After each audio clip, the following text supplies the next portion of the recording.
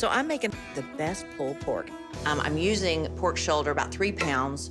And this is really good to use because it's a good cut of meat and it needs to cook really slow. You'll know it's done when it starts to fall apart, and that's why a slow cooker is so good for it, because you just let it go. I'm gonna add in about 3 teaspoons of salt, and that'll just infuse that flavor into the pork. And then a couple of teaspoons of pepper. I've got some apple juice here, and the apple juice is gonna help tenderize this meat.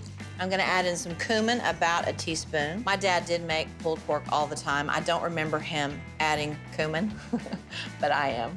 And a teaspoon of paprika. Now, this was a spice my dad would have absolutely used. A couple of teaspoons of garlic powder, another Jack Yearwood favorite. So I'm just gonna toss all of these spices together a little bit.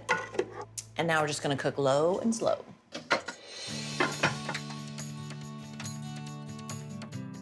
This has been slow cooking all day. Yeah, when did you start that?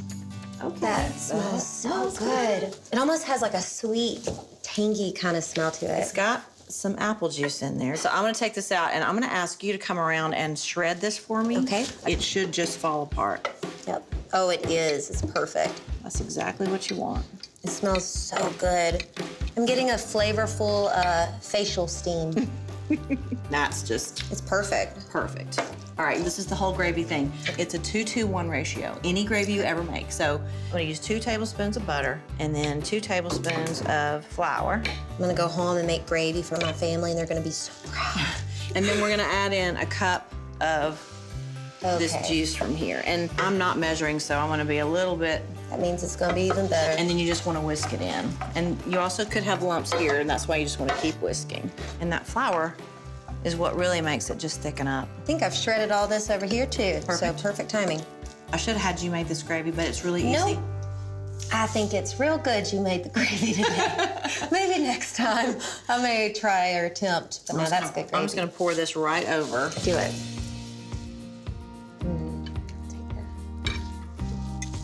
I'm just gonna take a little bit of parsley for pretty and just tear a little bit over. Parsley also has really good flavor. People think it's just a decoration, but it also has good flavor. It's an old Southern thing that they used to plant spearmint and mint near the front door so that the women's petticoats would brush it as they walked in. Is that true?